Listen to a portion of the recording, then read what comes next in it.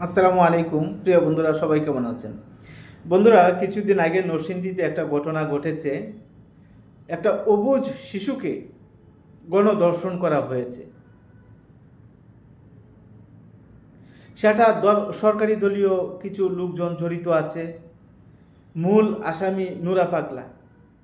আমরা চাই সেই দর্শনকারী যারাই জড়িত আছে, যে দর্শন করেছে এবং যারা মদতদাতা, প্রতিটা মানুষকে জনগণের সামনে ফাঁসিতে ঝুলানো হোক। প্রতিটা মানুষকে অতি দ্রুত শাস্তি দেওয়া হোক। এত বড় দুঃসাহস কি করে হলো? একটা ছোট বাচ্চাকে আপনার গণধর্ষণ করার মতো দুঃসাহস, সেটা ভাবতেই অবাক লাগে। সরকারি দলীয় লোক হয়েও এমন ঘটনা কিভাবে ঘটাইল? জনাব তারেক রহমান, আপনাকে বলছি, আপনি প্রধানমন্ত্রী হয়েছেন, বেশি দিন হয়নি।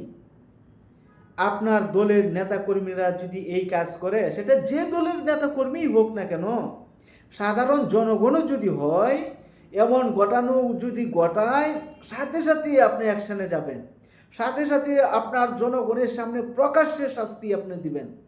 এক দুইটা শাস্তি যদি আপনি প্রকাশ্যে কার্যকর করতে পারেন, কোনো ব্যক্তি এমন ঘটাইতে পারবে না। শতবার ভাববে, আমি যদি এমন একটা কাজ করি, আমার তো ফাঁসি হবে, আমার তো এই পৃথিবী ছেড়ে চলে যেতে হবে, শতবার ভাববে। আমরা চাই আপনি সুন্দরভাবে রাষ্ট্রটা পরিচালনা করেন, আপনার নেতাকর্মীগুলাকে ভালোভাবে একটা দিক নির্দেশনা দেন, কেউ যাতে কোনো দিন এই ভুল, এই অপরাধগুলা যাতে না করে। সেটা বিরোধী দলের হোক, সাধারণ জনগণ হোক, এমন ঘটনা যদি কেউ ঘটায় যেটা প্রমাণিত, বেশি দিন সময় নেবেন না, আপনি দ্রুত সেই শাস্তিগুলা কার্যকর করবেন, দ্রুত তাদেরকে ফাঁসি দিবেন। সাধারণ জনগণ কি চায়, আপনার কাছে কি চায়? টাকা পয়সা চাই না। আমরা চাই সুন্দর একটা বাংলাদেশ আপনি গড়ে তোলেন, সুন্দর একটা বাংলাদেশ পরিচালনা করেন ভালোভাবে, সেটা চাই। বিএনপির নেতা যারা জড়িত আছেন সেই ঘটনার সাথে, বিশেষ করে তাদের আগে শাস্তি দেওয়ার দরকার।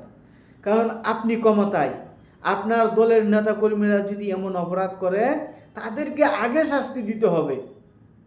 আপনি যদি তাদেরকে শাস্তি না দেন, তাতে আপনারই ক্ষতি হবে, আপনার দলের ক্ষতি হবে। এই দিন নয়, সামনে বা আরও দিন আছে। এখন যদি আপনার নেতাকর্মীদেরকে আপনি সঠিক রাস্তায় না আনতে পারেন, সঠিকভাবে পরিচালনা না করতে পারেন, তাতে আপনার জন্য খুবই খারাপ হবে। আমরা চাই না।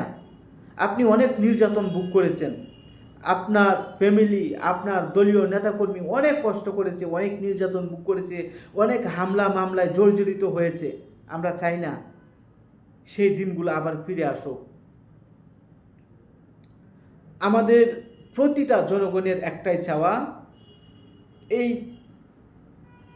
দর্শনকারীদেরকে জনগণের সামনে যেন শাস্তি কার্যকর করা হয়, জনগণের সামনে যেন ফাঁসি দেওয়া হয়।